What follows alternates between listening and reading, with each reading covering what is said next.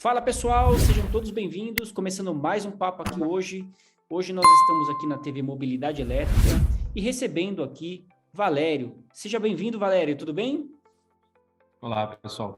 Tudo bem? Muito obrigado aí pela recepção. Valério, para começar, eu quero que você se apresente para o público, fale um pouquinho sobre você. Muito bem. Bom, sou o Valério Marocchi, atual coordenador técnico do Centro de Mobilidade Sustentável e Inteligente aqui no Senai do Paraná, que é a única escola de capacitação profissional desse tema no país, dentro da rede Senai e também frente a diversas outras instituições. Ah, Vamos lá, né? Eu sou mecânico de carreira, de formação, né? Atuei em concessionários, trabalhei em oficinas independentes também, fui para instrução técnica e depois para docência técnica dentro do Senai há mais de 10 anos. Tenho aí a minha formação passando tanto a cadeia automotiva quanto também a mecatrônica industrial. Sou pós-graduado em engenharia de veículos híbridos elétricos pelas faculdades da indústria aqui no Senai do Paraná e também recentemente certificado internacionalmente pelo Instituto Alemão TÜV Rheinland a trabalhar com sistemas de alta tensão veicular até o nível 3, que seria as competências necessárias aí tanto para a oficina, reparação de veículos, quanto também a montagem, né, e produção de veículos, manufatura de veículos dentro da indústria. Então, esse é um pouquinho do que o Valério faz e do que talvez o Valério possa trazer, né, nesses mais de 4 anos à frente do Centro de Mobilidade aqui, tanto lecionando disciplinas e conhecimentos voltados para a temática dos veículos elétricos híbridos, quanto também dando suporte e apoio à indústria em projetos e desenvolvimento de soluções. Que legal, que currículo fantástico, hein? Muito bacana, vai ser um bate-papo incrível aqui e a gente agradece muito a oportunidade de você aceitar o convite aqui na TV Mobilidade Elétrica, tá ok? Bom, para a gente Eu que fico começar, honrado pelo convite, Ricardo. obrigado, Valério, obrigado. Por curiosidade, até que nível que vai? O nível 3 que você citou? Muito bem. A certificação internacional para trabalhar com veículos híbridos elétricos, ela tem 4 níveis, né? Até os mercados aí, digamos, do pós-venda, o aftermarket, e também a produção industrial, é exigido o nível 3, onde o profissional ele já está qualificado e aprovado a manusear tanto os sistemas de propulsão desenergizados, quanto também a remoção e instalação de baterias, abertura e fechamento de packs energizados. O nível 4 seria focado, destinado apenas a trabalhos e manuseio de células e módulos, né, onde a gente não tem como remover totalmente a energia, então esse sistema ele permanece energizado por mais tempo, e existem algumas práticas aí envolvendo questões eletroquímicas e também riscos diretamente relacionados às células e módulos que a gente não encontra nas outras etapas do processo, seja na manufatura, seja na manutenção e diagnóstico do veículo em si. Então, a certificação ela vai até o nível 3 e para que se possa completar aí o pacote todo, né, o nível 4, é necessário comprovar a execução, aí a experiência e a aplicação do nível 3 por no mínimo 6 meses, né? Então, a gente passou recentemente por uma segunda rodada dessa certificação agora aqui no Centro de Mobilidade, recente, semana passada, e estamos encaminhando, então, os nossos docentes, os técnicos todos aí que passaram por esse processo de certificação, para que eles exercitem e usem o nível 3 no período de 6 meses, para que até, quiçá, ao final desse ano ainda, a gente consiga angariar o nível 4, tanto para mim quanto para alguns outros técnicos do cenário do país. Aí. Então, só esse é o overview a respeito de quais seriam os níveis de capacitação envolvendo alta tensão veicular, né? E quais seriam os propósitos de cada um deles aí. Que legal, muito bacana. Bom, você, hoje, quando a gente fala de mobilidade elétrica, nós falamos de carros elétricos com baterias. Essa é uma discussão que tem sido intensificada na sociedade, né? Porque cada vez mais as pessoas estão procurando alternativas energéticas para mobilidade, para o uso em residências. Você acredita que a mobilidade elétrica, utilizando baterias em carros, será o principal combustível do futuro em relacionado a outras frentes que também estão sendo estudadas agora? Sim, sim. Sendo bem sintético, por assim dizer, sim. Se a gente fosse discorrer melhor esse tipo de resposta, né, passa por diversos fatores que apontam para esse ponto, mas é indiscutível, né, que se o propósito da nova propulsão, por assim dizer, da nova mobilidade, é a redução atingindo o nível zero de emissões, né, e o impacto ambiental previsto até 2050, lá a gente quer realmente atingir níveis abaixo daquilo que foi previsto, nós não temos como construir uma nova mobilidade sem passar pela mobilidade ativa, que é aquela que independe de qualquer sistema de propulsão, né? Uhum. E também pela mobilidade elétrica. Mesmo quando nós falamos, por exemplo, de propulsão a hidrogênio, que é o segundo carro-chefe do borderline tecnológico que tem tomado a frente de pesquisa e desenvolvimento de soluções para a propulsão do futuro, o hidrogênio também é uma propulsão elétrica e o veículo hidrogênio também precisa de uma bateria de propulsão.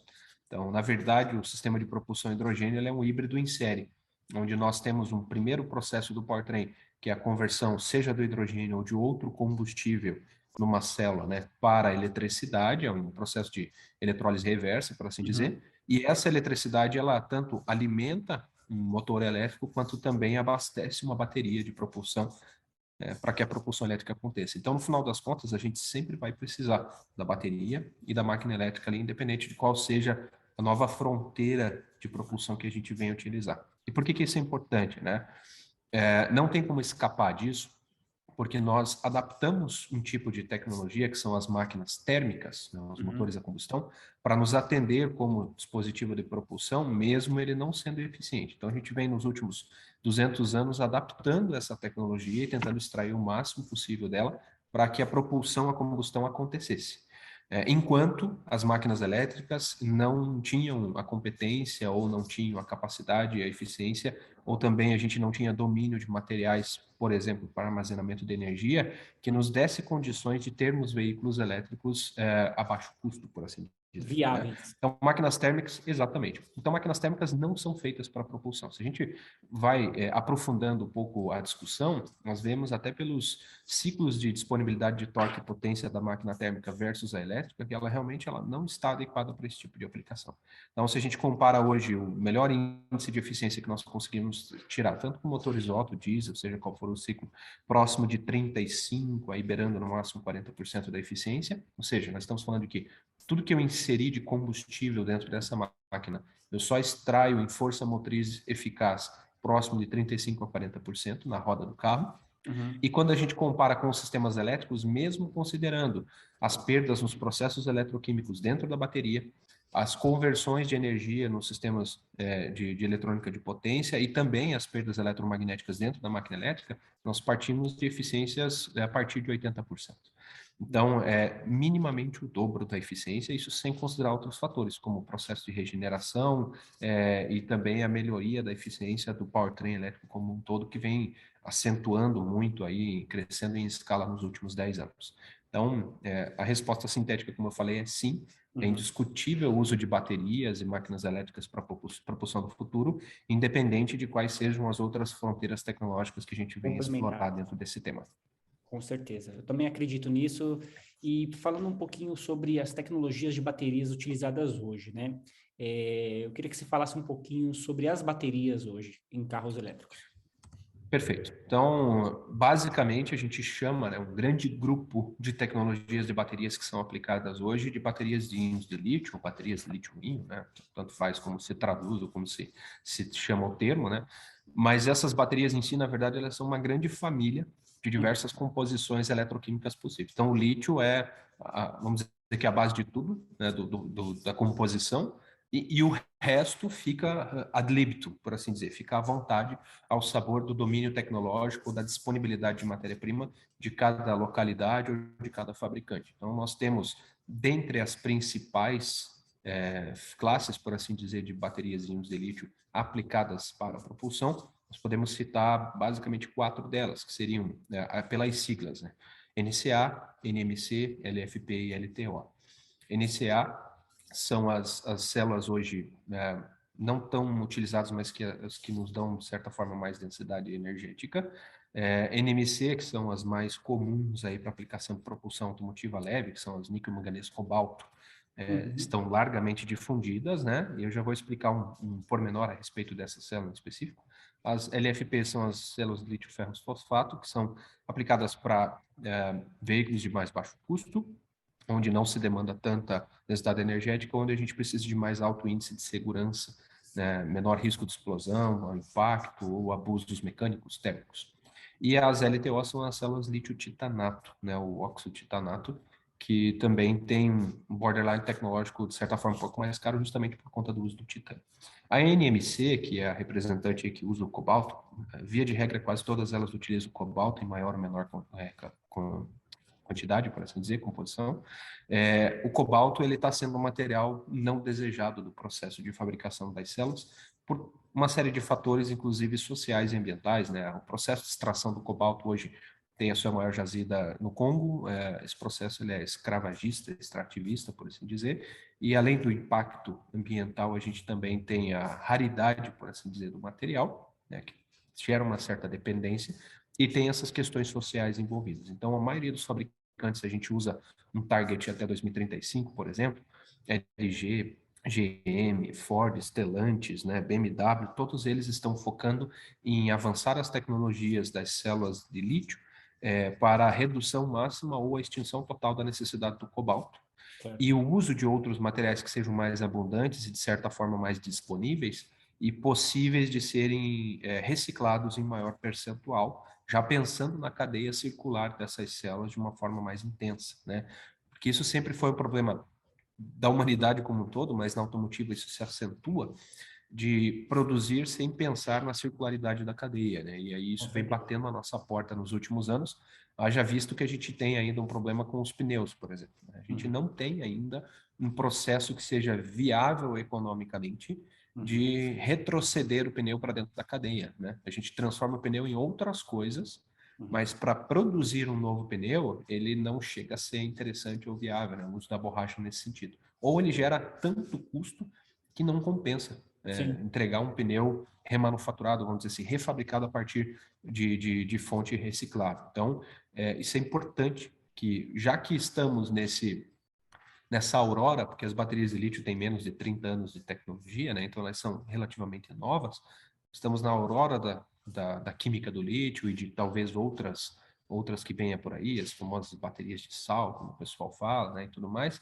mas já que estamos nesse processo, que já pensemos o desenvolvimento de novas tecnologias, já considerando a sua cadeia circular, né? Não só o ciclo de vida, mas a circularidade, né? O retrocesso desse material para dentro da indústria, diminuindo o impacto ambiental, a necessidade de extração de matéria-prima e também os custos envolvidos aí. Então, basicamente, as células utilizadas, a tecnologia utilizada é realmente íons de lítio, obviamente com um percentual ainda expressivo de aplicação de bateria chumbo-ácido, porque, via de regra, ainda temos uma bateria de baixa tensão, uma bateria de 12 volts no veículo, que agora passa a ser chamada de bateria auxiliar. Essa bateria serve como um buffer de energia para os sistemas baixa tensão, né? E ainda para aplicação de menor porte, menor potência, como micromobilidade ou carrinhos de transferência, de transporte de pessoas em espaços fechados, com menor porte, a gente ainda tem a aplicação da chumbo ácido com uma bateria de propulsão. Então, ela ainda tem uma sobrevida muito longa, ela permanecerá entre nós, por conta até da viabilidade do processo de reciclagem, que é próximo de 90% a nível global, e também pelo fato dela ser extremamente confiável para as aplicações que ela se presta a atender, né? Então, íons de lítio para aplicação de propulsão em geral, e as células aí, as baterias de chumbo ácido, que ainda são viáveis para uma série de aplicações. Legal, e assim, hoje, se essa discussão de economia circular para a implantação de carros elétricos fosse há 10, 15 anos atrás, talvez isso não estaria no radar das empresas como GM, Porsche, BMW. Hoje, eu acho que faz parte do DNA dessas empresas procurar tá dentro de uma economia circular, né? Acho que qualquer empresa de grande porte hoje pensa dessa forma. Bom, perfeito. Fazendo um complemento final a respeito desse tema, né? A gente tem uma mudança, inclusive, cultural do próprio consumidor, né? Não só do produto veículo, mas de outras linhas também, que tem demandado a sinergia das indústrias e das empresas com essas linhas econômicas, sociais e ambientais, né? Mas muito também porque a escassez de certos recursos e a dificuldade de obtenção dos mesmos aí está começando a bater a porta também. Então, existe, sim, a agenda ESG, né, que inclusive essa semana está sendo questionada ou rebalanceada aí por conta de uma notícia que disparou aí, né, da principal agência de investimentos do mundo aí, que é a BlackRock.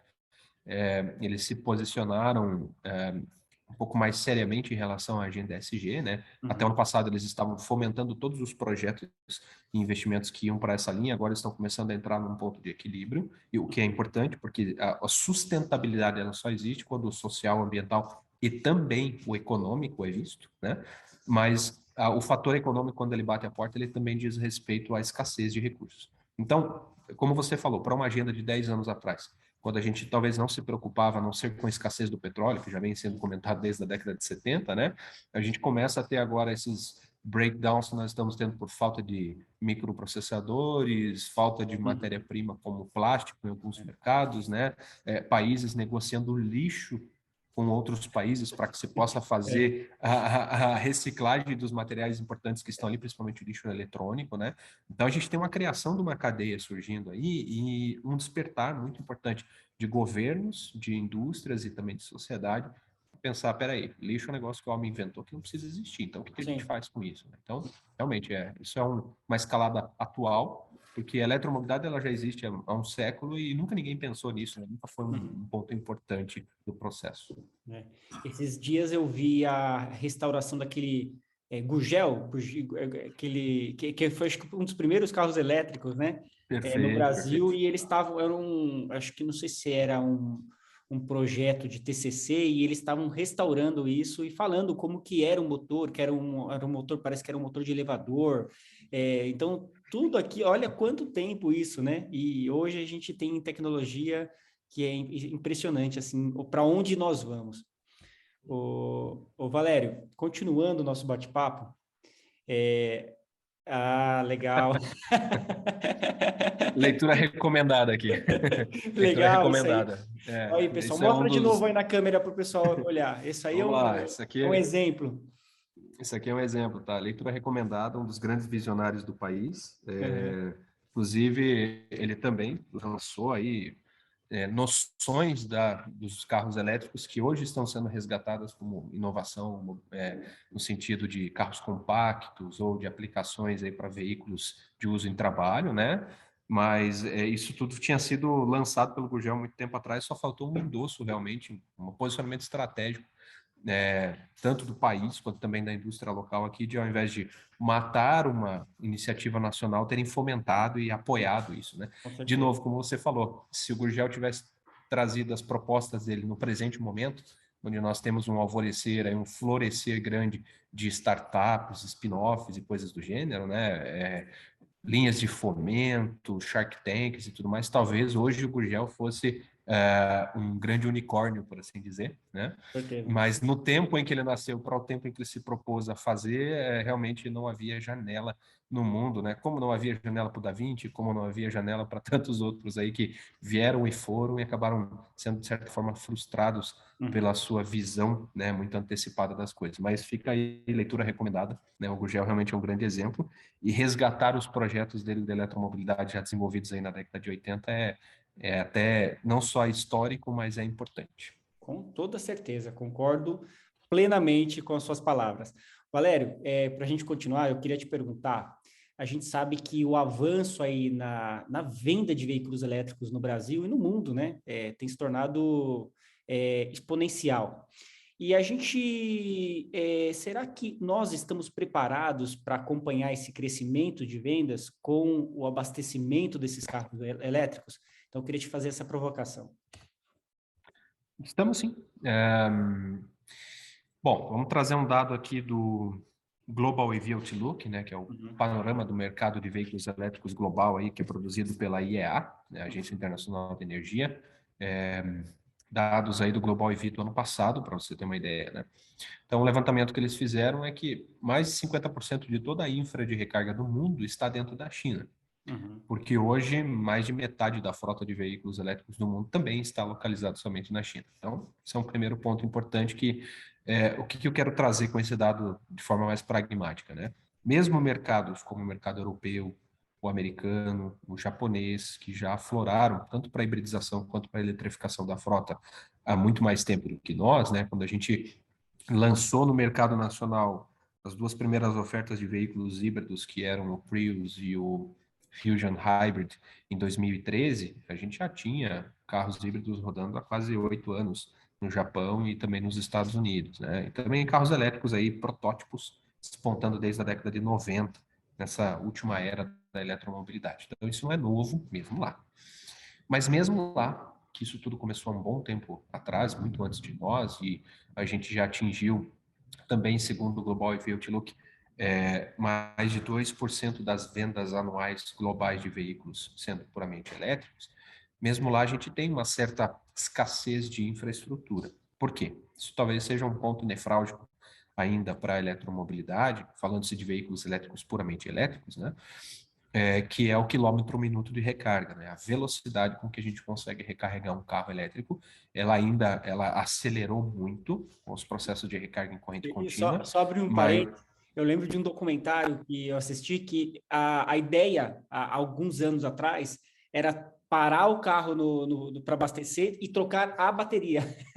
perfeito. Você Essa lembra disso? ideia, e isso, as baterias que a gente chama de sistema swappable, né? Inclusive, É. isso rodou na Europa com o Renault Fluence. Uhum. Eles tinham docas de troca da bateria, né? A bateria ela parecia uma torre, ficava na parte inferior traseira do veículo. E isso é perfeitamente factível, né? Uhum. Isso tem alguns detalhes, alguns pormenores aí que é, dificultam o uso desse tipo de tecnologia, que são os contatos dessa bateria com o veículo, né? Porque esse troca-troca ele gera desgaste, e esse desgaste, com o passar do tempo, ele pode se tornar um ponto de problema. Mas fora isso, né, a gente tem um sistema swappable extremamente utilizável nas motos elétricas, scooters elétricas, que já está difundido na Europa, principalmente na China e no Japão. Muitas tecnologias, muitos fabricantes, inclusive para baterias que são intercambiáveis em modelos e fabricantes de veículos diferentes, já estão criando uma padronização única para bateria swappable para aplicação da mobilidade pequena, mobilidade sobre duas rodas. E isso é factível para veículos de passeio, veículos pesados também, né? Porém, a gente enxerga que como as baterias avançaram em densidade energética, elas estão nos dando com a mesma massa e o mesmo volume, elas estão nos dando o dobro de capacidade dos primeiros carros elétricos de 2010, para você ter uma ideia. A gente pega o case do Nissan Leaf, ele é muito interessante.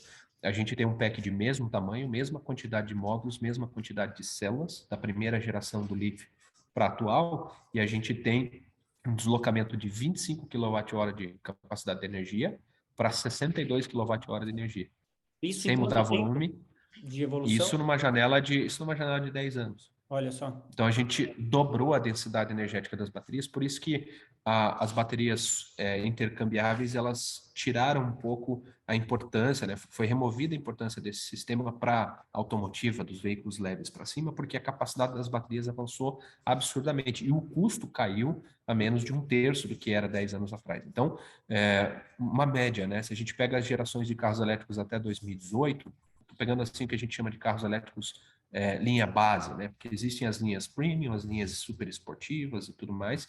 Então a gente tem lá Tesla, Lucid e alguns outros fabricantes que têm baterias de 850, 900 quilômetros de autonomia no veículo. Mas também nós estamos falando de veículos de 2 milhões, 3 milhões de reais. Uhum. Então, se eu trago para aqueles carros que são a nossa oferta não é o termo certo, mas para fazer uma comparação que a gente costuma usar, né, os carros mais populares, por assim dizer, Uhum.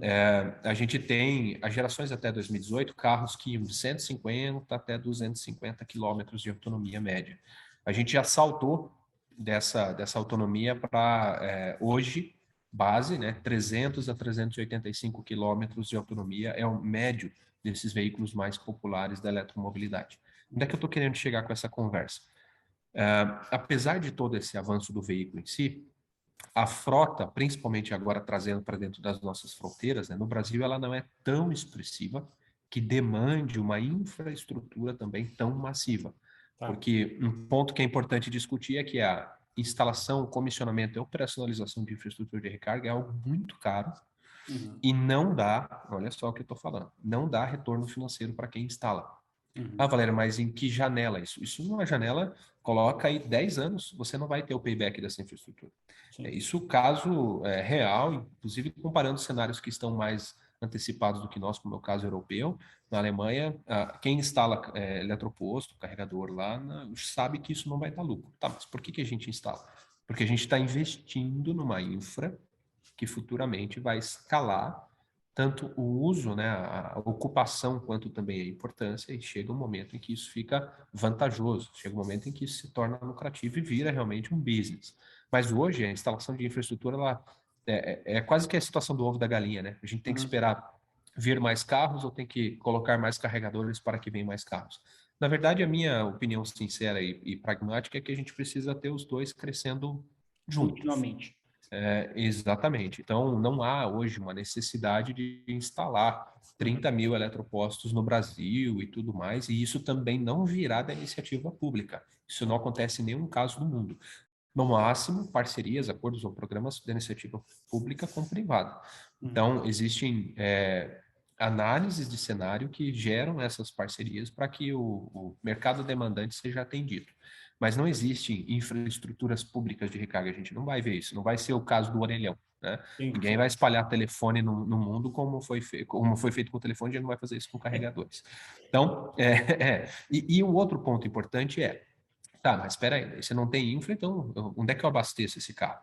A Uhum. eletromobilidade, ela traz um case importante que não é possível no carro a combustão, que é você abastecer o teu carro dentro da tua casa.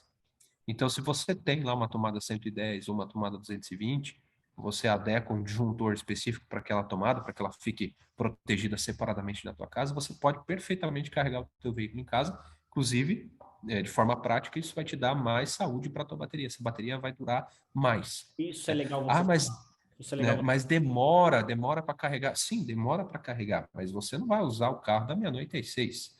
E É. outra, como esses carros, como eu já comentei, eles têm autonomias médias de 300 quilômetros para cima, se o uso desse veículo é urbano, você não vai carregar todos os dias na tua casa. Você não tem necessidade de carregar todos os dias. Ou você não tem necessidade de deixar para carregar um único dia da semana e precisar ficar com o carro pendurado 20 horas, 30 horas na tomada.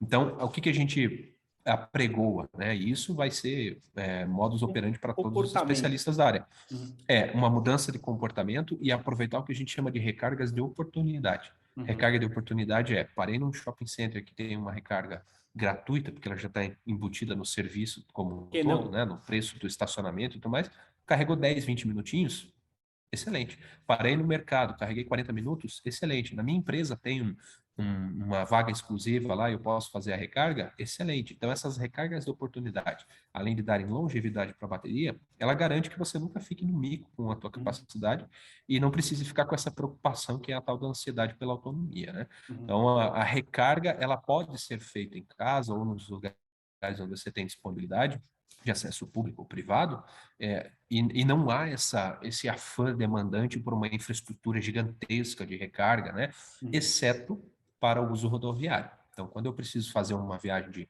de longas distâncias, aí sim, essa infraestrutura ela vai ser um critério de seleção de escolha do veículo certo para isso ou não, né? Talvez possa impossibilitar a viagem, mas a gente teve um calor muito grande nesse sentido nos últimos 2 anos no país. A gente teve muitas iniciativas públicas e também privadas fomentando isso, né? A gente teve surgimento de estudos aí de corredores de eletromobilidade, Sim, sim. eletrovias, conectando eletrovias já existentes. A gente tem um projeto, inclusive, do Mercosul aqui, fazendo um ciclo que vai do Uruguai, passa pelo Brasil, pelo Paraguai, pela Argentina e fecha uma rota da eletromobilidade, da qual 80% dessa rota já está pronta dentro do Brasil. A gente já fecha o corredor do Chuí até Foz do Iguaçu, né, que é o ponto de saída dessa rota, a gente já fecha esse corredor, e aí agora falta só uma estruturação nos países vizinhos. Então a gente tem iniciativas acontecendo, e eu diria que hoje o problema da infraestrutura, dada a quantidade de veículos que nós temos no país, não é em ordem de disponibilidade nos centros urbanos. Seria mais a questão rodoviária mesmo.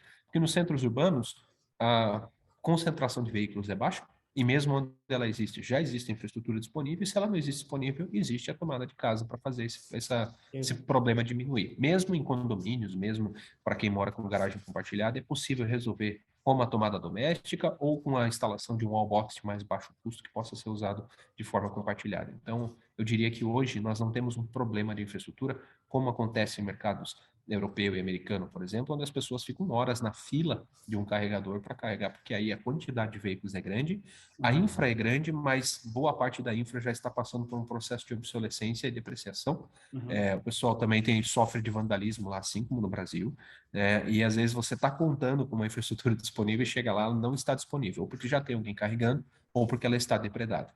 Então, isso sim vai ser o nosso próximo problema, eu diria que é a segunda etapa, onde a infra começa a precisar crescer e também ela precisa de manutenção constante para que a gente não tenha indisponibilidade, porque senão você conta realmente com um item que talvez numa plataforma, no aplicativo, ele parece que está disponível, mas quando Hora que você você chega chega lá. em loco, ele não está disponível. Aí sim nós temos um problema de, será que eu consigo chegar com esse carro ou vou ter que chamar o guincho para terminar a minha viagem? Com certeza, muito legal esse bate-papo. Tô gostando, viu, Valério? Muitos esclarecimentos valiosos. Então, assim, pessoal, Bacana. ó, bateria, me corrija se eu estiver errado. A velocidade que ela carrega influencia na vida útil dessa bateria. Então, quando você fala em carregar na tomada de casa e se programar, criar, é como você hoje se organiza com o seu celular. Se você esquece de Perfeito. colocar o celular à noite para carregar, o dia seguinte você sente isso. Né? Porque você vai ficar sem bateria, você precisa usar o Waze, você precisa fazer uma transferência e cadê a bateria? Então você sente isso no dia seguinte. É a mesma coisa do carro. O carro você vai se programar. Quantas famílias, a partir das 7, 8 horas da noite, já não usam mais o carro, vão até o dia seguinte de manhã? Muitas. Né? Então, esse tempo, que a gente, quando você falou carregar numa tomada convencional, a gente fala um processo de 8 horas de carregamento. É mais ou menos isso. Isso seria o mais saudável, né? Vamos dizer assim, entre aspas, para o veículo, para poupar essa bateria. Quando a gente coloca num carregador rápido, esse tempo de carga é melhor para aquele usuário, porque ele tem a energia disponibilizada em 45 minutos, 30 minutos, porém, ele tem uma bateria que pode criar uma vida útil reduzida. Tá certo esse pensamento, Valério? Perfeito. Vamos lá, a gente sempre faz a analogia com aquilo que é mais corriqueiro e prático na vida, para que fique fácil e esclarecível, por assim dizer, né? Então, boas práticas que a gente aplica com o celular são idênticas, análogas ao que a gente faz com o carro elétrico, né? Até um tempo atrás, nós tínhamos a aplicação de tecnologias de baterias em celulares, que eram a níquel-cádmio, níquel-metal-hidreto, que sofriam de um fator que a gente chamava de vício da bateria. Então, a bateria ia perdendo capacidade de recarga por vício. As baterias de lítio, elas não têm esse problema do vício. A tecnologia do lítio, ela tem o que nós chamamos de ciclos de vida. Então, uma bateria em média para aplicações veiculares, ela vai ter aí de 2.000 a 2.500 ciclos de vida. O que é um ciclo de vida? Toda descarga até o ponto mínimo e recarga até o ponto máximo vai matar um ciclo de vida dessa bateria. Então, preste bem atenção nesses dois fatores importantes. Toda vez que eu bato zero na minha bateria e bato 100% nela, isso controlado já pelo sistema onde minha bateria está aplicada, tanto pelo celular quanto o veículo. Na prática, quando você deixa dar zero ou dar 100%, não é exatamente eletroquimicamente a capacidade zero e 100% dessa célula. Se você der zero numa célula, eletroquimicamente falando, você mata ela, ela morre, ela nunca mais acorda. E se você atingir efetivamente 100% da capacidade, também ela pode chegar a um ponto de sobrecarga. Então, o sistema já é controlado pelo BMS, que é o sistema de gerenciamento da bateria, né, o Battery Management System, para que o que aparece para você no painel, na tela do celular, de 0 a 100%, já tem uma gordura, por assim dizer, exatamente, tem uma gordura de segurança nos dois Aquele extremos. 100 não ser 100 e aquele 0 não ser 0. Isso. Mas mesmo assim, uma descarga até próximo de 0% numa bateria de um carro elétrico ou do celular e uma recarga sequente a isso, até 100%, ela mata um ciclo. Então, se eu fizer isso, na prática, né? Se eu falei que a bateria tem 2.500 ciclos, se eu fizer isso 2.500 vezes, essa bateria ela chegou ao limite dela de aplicação, onde a partir dali ela vai começar a perder a saúde. E a perda da saúde, ela impacta no fato de que toda vez que você atinge 100% de recarga nessa bateria, esse 100% ele já não é mais aquela capacidade original. Ele já está, a carga chega a 100%, mas esse 100% já é um percentual cada vez menor da carga total inicial, que é o que acontece com o celular. Então, para quem faz isso frequentemente, aí depois vem as dicas práticas, né, de como melhorar isso. Para quem faz isso frequentemente, quando o celular atinge essa vida dele dos ciclos, a partir dali você vai começar a perceber que a tua recarga de 100% dura cada vez menos tempo no celular. Mas você fala, minha bateria viciou. Não, ela não viciou. Ela perdeu a vida útil cíclica dela e ela está te dando agora já uma sobrevida em percentuais cada vez menores. Por isso que a tua recarga de 100% que aparece na tela, na verdade, já não é mais aquele valor total. Então, sei lá, se o 100% do teu celular no teu uso corriqueiro duraria 20 horas de uso, se a partir de um determinado momento eu tenho só 80% da minha vida, vai ser 80% de 20, não vai ser mais 20 horas, né? Vai ser 18. E se for 70, vai ser... E cada vez menor. Isso so on e so on. Então, isso é análogo para o carro elétrico. Tá, Valério, como é que eu resolvo esse meu problema? Então, tem duas coisas. O bater no extremo, né, 0 a 100% é um ponto crítico, porque mata ciclo. E o segundo fator aí preponderante é a capacidade ou a velocidade de recarga, que seria a corrente de recarga. Então, os celulares, aí por conta dessa nossa ansiedade de carregar o celular cada vez mais rápido, a gente geralmente já compra os celulares que ainda vêm com carregador, ou quando compra um carregador, a gente já compra os de alta capacidade, que é aquele que vai te dar lá uma recarga total em 40 minutos, uma recarga total em meia hora, né? A gente sempre quer o celular disponível o mais rápido possível. Qual o problema disso? Estou fazendo uma recarga em alta corrente. Essa recarga em alta corrente, ela também vai degradar a vida útil dessa minha bateria ao longo do tempo. Então, se eu só carrego, olha só, se eu sou acostumado a sempre deixar a bateria do celular no mínimo, carrego sempre até 100% e uso um carregador de alta capacidade, a vida útil dessa minha bateria tende a diminuir drasticamente.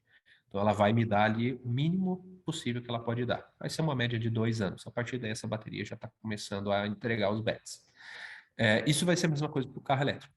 Qual que é a recarga de mais alta capacidade, então, Valério? São as recargas em corrente contínua, que são aquelas que prometem aí recargas em 1 hora e meia, né, 2 horas no máximo, uma recarga cheia. Isso é muito bom do ponto de vista do uso rodoviário. Então, se eu estou numa viagem que dura 8, 9 horas, eu não vou me furtar a fazer uso desse tipo de recarga, com certeza. Mas se eu posso, dentro de um ambiente urbano, com uma aplicação controlada desse carro, fazer uma recarga doméstica ou uma recarga semi-rápida, tanto melhor. Por quê? Eu não vou utilizar altas capacidades de corrente, o que não degrada eletroquimicamente as minhas células ao longo do tempo. E a dica é, nunca deixe essa bateria, falando aí de carros elétricos, né, de forma mais prática, nunca descarrega menos do que 20% dessa bateria e nunca carrega mais do que 90%. Né? Nunca deixa passar desses dois limiares. Você não precisa de 100% da bateria se você está no uso urbano. Porque os teus trajetos diários, via de regra, são mais curtos, você tem a disponibilidade de carregadores em quase todos os lugares aí da cidade e também tem a tomada na tua casa que você pode fazer as recargas de curta duração. Então, aproveitar recargas de oportunidade. Eu estou falando isso por questões práticas. Meu último celular durou 5 anos e depois dos 5 anos de uso, fazendo os testes e análises ali com aplicativos, ele estava com saúde de 80% na bateria. Isso para 5 anos de uso do celular é muito. Né? Normalmente 80% ele é atingido com celulares de 2 anos. Por quê? Eu faço o uso das boas práticas do meu celular. Eu nunca deixei descarregar totalmente. Eu nunca carrego acima de 85%. Mas eu tô frequentemente, sempre que eu tenho um tempinho, vou ficar meia hora sem precisar do celular agora, eu dou uma conectadinha na tomada com um carregador de baixa capacidade. Hoje eu vou ter aqui mais umas 2 horinhas disponíveis. Se o celular estiver bem baixo, eu vou lá, dou mais uma carregadinha. Mas nunca deixa dar máximo, nunca deixa dar mínimo, e não precisa fazer recargas tão rápidas, porque o celular está sempre com Sempre está 60%, com 50%, bateria. 70%. Isso, essa bateria já me dá o que eu preciso. Muito bem, o Valério vai fazer uma viagem. Né? Não sei se eu vou ter tomada disponível. Vou fazer uma viagem de 8 horas com o carro, vou usar o GPS o tempo todo. Ok, então faz uma recarga cheia naquele dia e vamos usar o celular o máximo que ele conseguir atender, né? Não vou me furtar também por questão de criar uma regra própria, não. Então, nunca deixo Deixar carregar de e se usar o precisar morrer o aplicativo celular. porque vai... Exatamente. A gente não deixa de usar a bateria do carro elétrico em 100% porque existem boas práticas de uso. Mas também eu não preciso toda a recarga fazer em corrente contínua e eu não preciso ficar andando com a bateria a 90%, 100%, 90%, 100% o tempo todo, só porque eu estou com medo de ficar sem autonomia. Então, esse é o aspecto prático do uso de baterias. Elas perdem capacidade eletroquímica quanto mais corrente você insere sobre elas, ou quanto mais você extrapola os limites máximos e mínimos de capacidade. Então, a dica é essa: nunca bater nos extremos e, o máximo possível, né, o tanto possível, utilizar recargas mais lentas, que vão garantir que a saúde dessa bateria atinja aí índices cada vez maiores. Que legal, bacana. Quando a gente fala em reciclagem, né? Você citou aí algumas tecnologias. Hoje já existem empresas preparadas para uma segunda vida, para pegar essa bateria do automóvel e transformar isso em bateria para energia solar, por exemplo, ou para reciclar mesmo total essa bateria? Já existe isso? Já existe isso, né? Isso vem sendo discutido há muito tempo. Então, fora do país, a gente já tem empresas dedicadas para esses dois fatores, né? Tanto a aplicação da segunda vida, quanto a reciclagem da bateria em si. E no país, nós já temos empresas dedicadas a isso. Então, existem empresas que já têm o seu modelo de negócio focado somente na aplicação de segunda vida e na reciclagem de células. Via de regra, a aplicação de segunda vida ela não pode ser feita para mobilidade novamente. Então, uma bateria que era aplicada no veículo, ela não pode ser usada para uma segunda vida em veículos. Uhum. A não ser que esse veículo a ser aplicado, ele é menos demandante, por assim dizer. Vai ser um veículo de menos potência. Então, o que eu estou querendo dizer? Isso a gente não vê acontecendo, mas é factível, é possível. Tirar baterias que já têm a sua capacidade de vida entre 80% e 90%, sua capacidade de saúde de um carro, um veículo de passeio, para colocar, por exemplo, uma scooter, um patinete, uma bicicleta elétrica, uma aplicação menos demandante em termos de descarga. Uhum. Isso é possível, né? A gente também não tem estudos de qual que é a durabilidade que isso vai ter, né? Se isso vai durar 1 ano ou 2 anos, por isso que não se faz. Porque justamente o investimento gasto para readequar essa célula a uma segunda aplicação talvez não justifique o tempo de vida que isso vai ter nessa segunda aplicação. Portanto, a segunda vida de baterias é muito, muito, muito, muito considerada e é onde a gente tem aplicação justamente para o que a gente chama de power walls, né, ou storage, Uhum. os sistemas de armazenamento de energia estacionários. Então, eles são já o mundo todo já usa isso e a gente está tendo essa aplicação crescente aqui no país. Eles são utilizados basicamente para parceria, né, conexão, integração com sistemas fotovoltaicos, armazenar a parte da energia do fotovoltaico sem devolver para a rede e deixar ela em loco ali para que você possa ter a disponibilidade dessa energia em tempo presto. Também em sistemas de no breaks e sistemas auxiliares de energia em empresas que estão substituindo geradores que eram utilizados no período de ponta, né, no período de pico, onde se cobra uma tarifa mais cara da empresa, por exemplo, para usar energia naquele período, utilizando fotovoltaico e também outras soluções, armazenando energia nessas baterias de segunda vida, para que na janela de pico, ao invés de eu ter um geradorzão a diesel lá assumindo a carga da empresa, eu substitua isso por um sistema de storage de baterias de segunda vida. Então, isso já é viável, já é factível e já tem sido aplicado.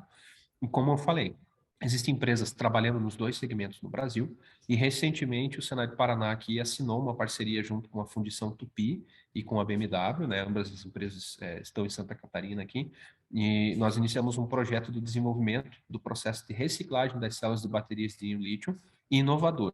Tá? Por quê?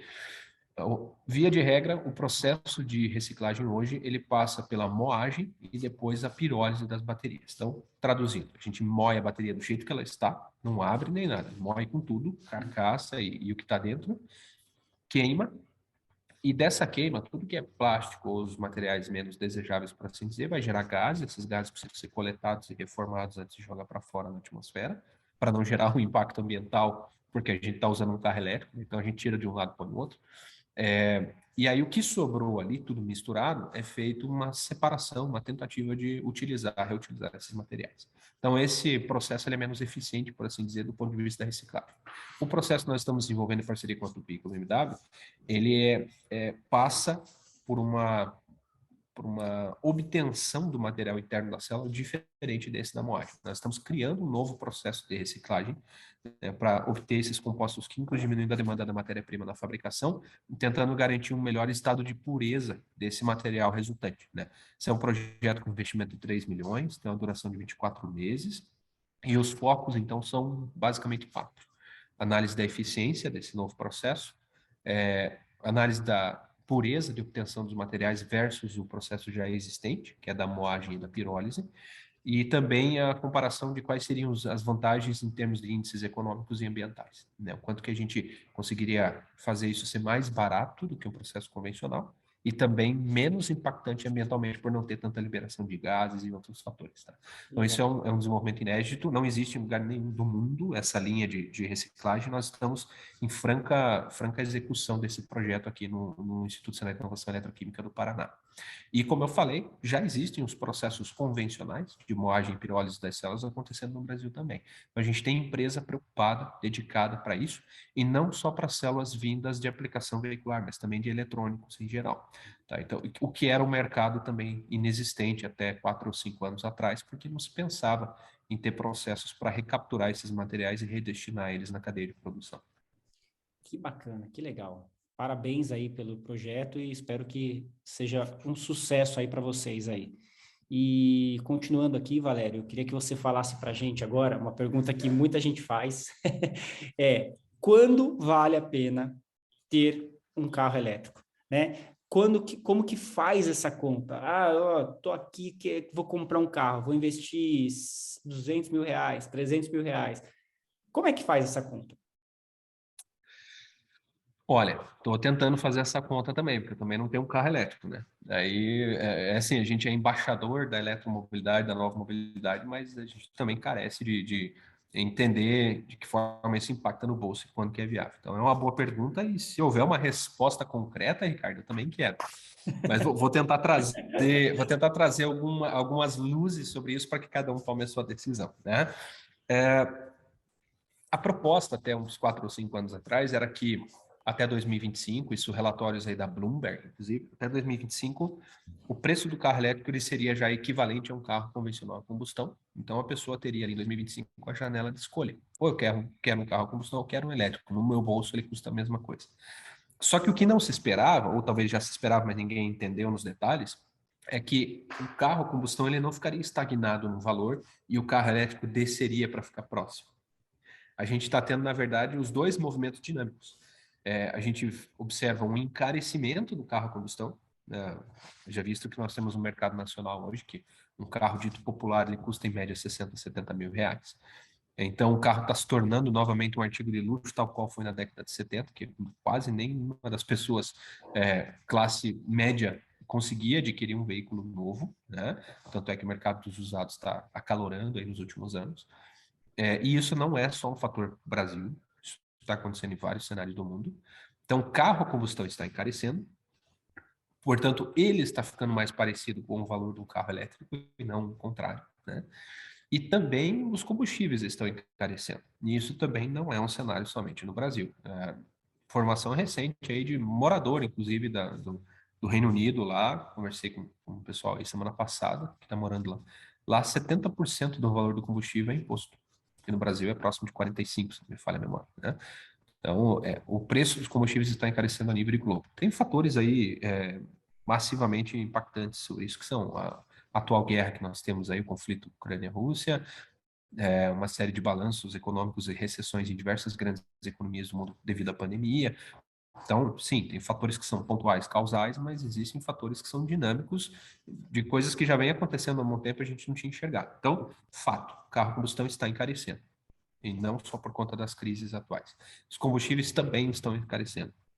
E, da outra ponta da mesa, nós temos as normas de emissão ficando cada vez mais estritas, né? Agora, em 1º de janeiro desse ano, nós entramos aí no nova janela Proconv, tanto para veículos leves quanto pesados, né? Estamos no Proconv PL8, o que fez quase 30% dos modelos de veículos ofertados por todas as marcas nacionais deixarem de ser ofertados no final do ano, né? A gente fechou muitas linhas de produção por conta disso, porque eram sistemas de combustão que já não atendiam as emissões da norma vigente, e isso está começando a gerar alguns entraves, onde o motor a combustão já não está tendo mais condição de sobreviver dentro da indústria.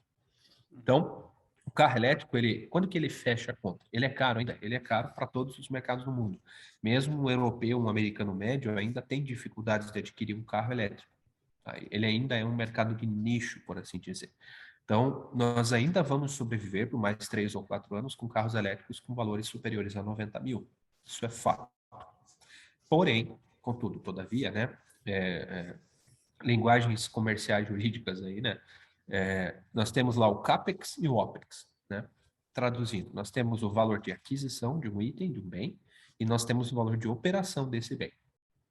Como que a gente fecha a tal da conta, né, Ricardo? Se a gente colocar as duas coisas na balança. Se eu olho para um carro elétrico, ou um híbrido também, porque eles passam a se tornar interessantes desse ponto de vista. Se eu olho para um carro elétrico somente pelo valor de aquisição dele e não considero como que vai ser a operação dele, o uso desse carro ele, ao longo da vida, isso está sendo uma análise muito simplista. Então, do que eu estou querendo falar?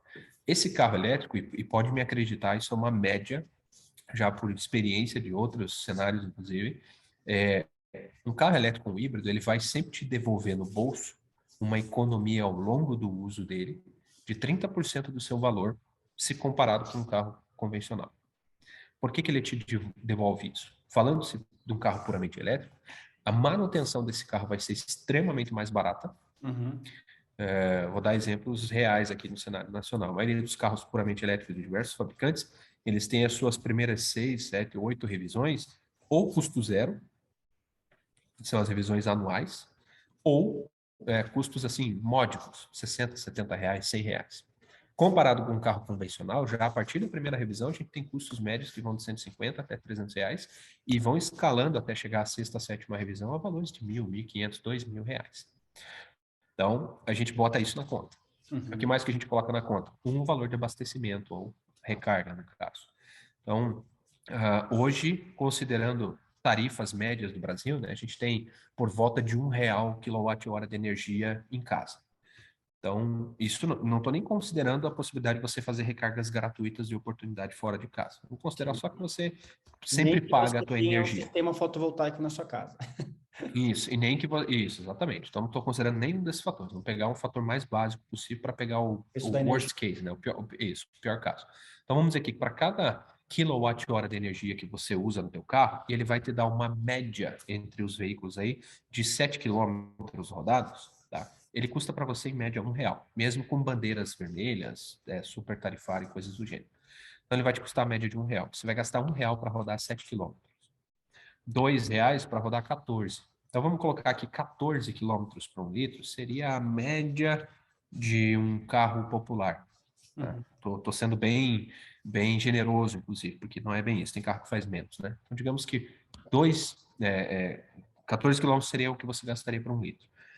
Vou falar do valor aqui de Curitiba, eu sei que tem cenários mais baratos, cenários mais caros no Brasil, mas aqui hoje a gasolina está a média de R$ 7,39. Com R$ 7,39, então eu rodaria 14 quilômetros. Com R$ 2, eu rodaria com um carro elétrico 14 quilômetros. Então a gente já tem, e mesmo se eu tivesse considerado o preço da gasolina lá em 2020, no meio da pandemia, que estava por volta de 3 e alguma coisa, Ainda assim, R$ 4, ainda assim, lá naquele cenário, seria metade do valor para fazer o abastecimento e para rodar com esse carro elétrico. é. Então, se eu boto na conta o que eu não gasto em manutenções, se eu coloco na conta o que eu não gasto em abastecimento, e agora, se você ainda considerar as recargas gratuitas, isso se amplifica, né? Você vai perceber que numa janela entre 5 e 8 anos, esse carro elétrico ele te devolveu mais do que 30% do valor inicial que você investiu nele, coisa que um carro convencional não teria feito. E aí existem outros fatores que começam a ajudar a fechar essa conta, Ricardo.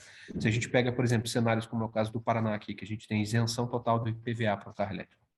Mais E um aí item. o IPVA, isso, o IPVA é média lá de 3% do valor do veículo, né? Puxa vida, 3% de 150 mil, de 200 mil, é um valor considerável ano, Isenção para né? carro elétrico no Paraná inteiro. Isso. E a gente tem algumas cidades que tem isso também, né? Se não me falha a memória, São Paulo. Uhum.